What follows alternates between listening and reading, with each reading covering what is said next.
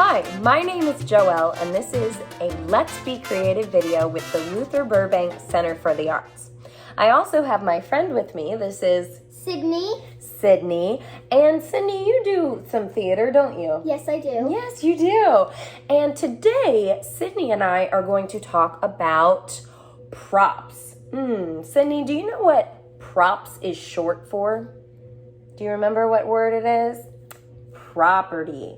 That's what it's short for. Now, I know that you know what a prop is. What is a prop? It's something the actors use to represent something. Like this book, someone could be like relaxing in a storm on stage and reading a book. Oh, and reading a book. So the item that they hold is a prop, and a prop helps the actor tell a story. So like she mentioned that they could be on stage from a thunderstorm, right? And they're curled up reading a book. What's another something that could be a prop in a show?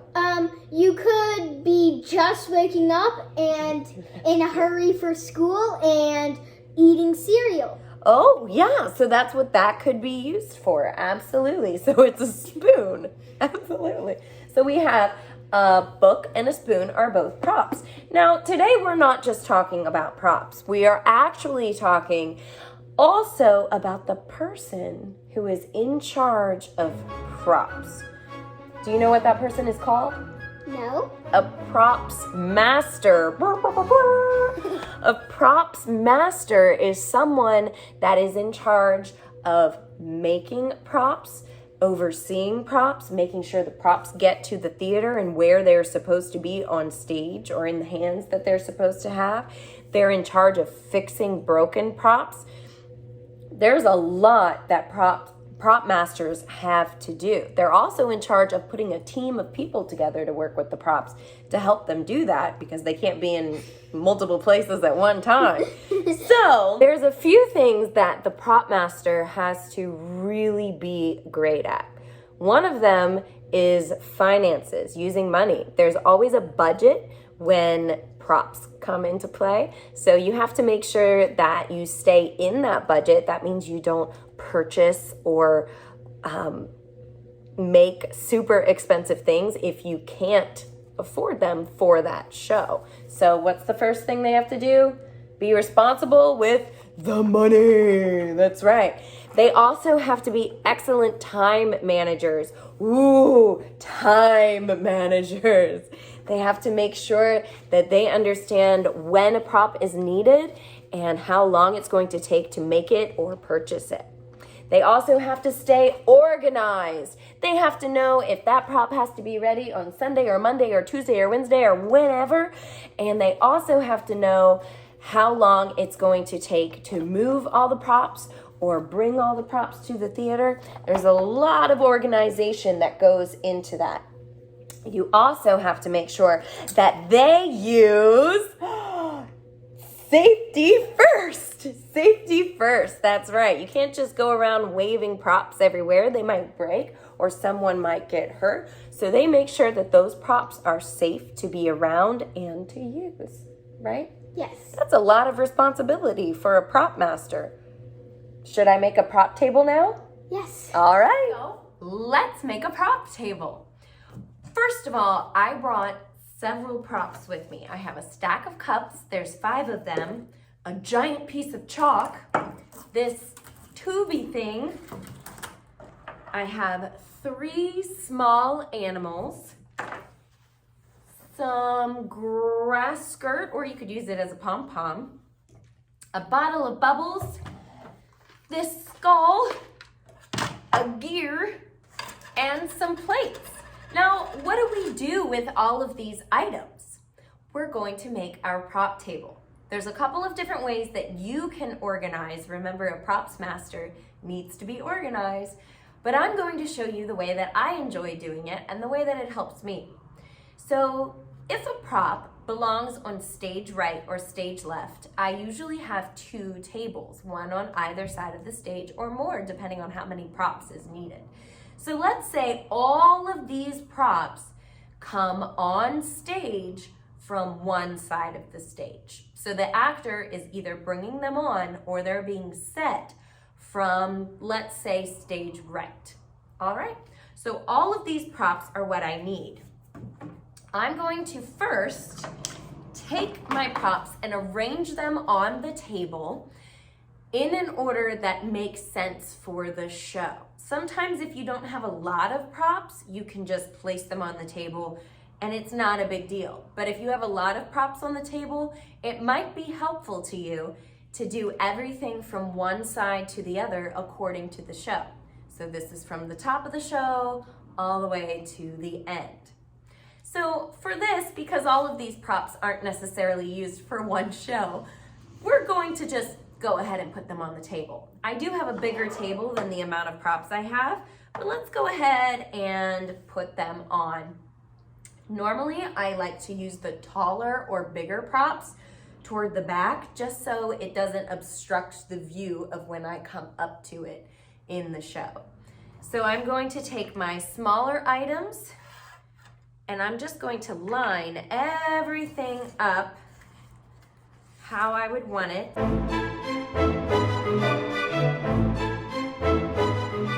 What do I do with this? Since it's a little wonky, it does kind of stay in its own place, which works for this. But if you have something that's kind of hard to control, or maybe it's a bunch of tiny little things, you can use either just a small cardboard box so it stays contained and you can have it on the table, or if it's something bigger, you can label a bin and have it directly under your table or on the side if the space permits. All right, now we have everything out. Great. What do we do? Well, we're not finished, friends. We need to mark our prop table. Why do we mark our prop table? Because we need to stay organized, and it also helps us know at a glance if something is missing. So we're going to take some masking tape, or you can use painter's tape, or electrical tape is really great too. You want to use a lighter color because when you put it on the table, you're going to write what you need or what you have. So you're going to go ahead, and if you can see, I've put all of my things sort of with spaces in between. So I'm going to take a piece of tape and I'm going to go the whole way across. Here we go. And then I'm going to section off some more. And I'm giving these props some pretty big space because I have the space on the table. Sometimes everything is very close together.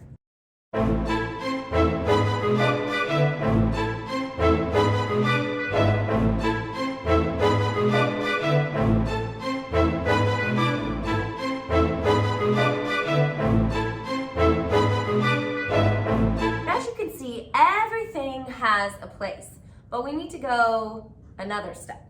So we're going to take a Sharpie and we're going to write what each item is. Now there's a couple different ways that you could do this. You could always label it to the left of the prop or to the right of the prop, or on the bottom or on the top, so you know directly what goes there.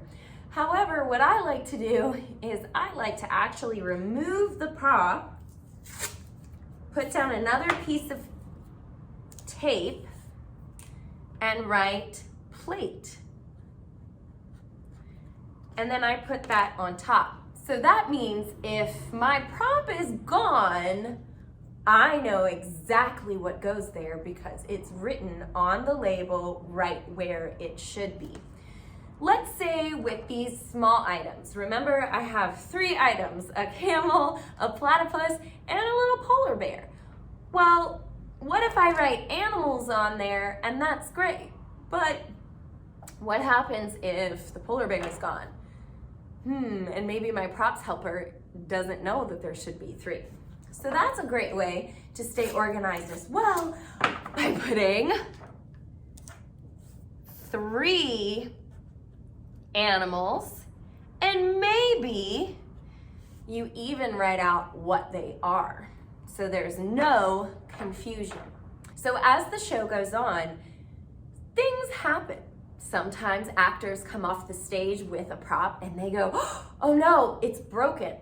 There's been a few times where someone has brought a prop off and it needed to be sewn or pinned together or taped together or something to hold it through the next scene until it could be repaired properly. So a props master has to be on their toes and ready for whatever comes. And that brings me to the other part of the prop table and working with props. The props master may have a toolkit with them. So I'm back with Sydney to explain what I like to keep in my prop master kit. So near the table, I usually have, what do you have? Tape, that's right. We have masking tape, we have painter's tape. Tape, tape, tape, more tape. You can never have enough tape. I'm talking all kinds of tape, friends. So much tape. So that's what I have in my area for prop master. What else do I have? Safety pins. Safety pins comes in very handy. Scissors. Scissors, safety first, but you definitely need a pair of scissors. Flashlight. A flashlight, absolutely. Sewing kit. A sewing kit, because you never know when you need to stitch something of the prop up. String. Some sort of string or small rope just to attach something really fast if you need to do that. Glue. Oh yes, glue is very important. It takes a couple of minutes to heat up. This is just a little one, but if you have a bigger one, the hot glue really helps with some props in a pinch or even in making props. It's pretty great. Okay. All right. Well, that was pretty fun talking about props, wasn't it? Yes, it was. And now you know the person that is in charge of the props. Yes, a props master. A props master, absolutely. Thank you all for joining us. I hope you join us again next time for another Let's Be Creative video. Bye.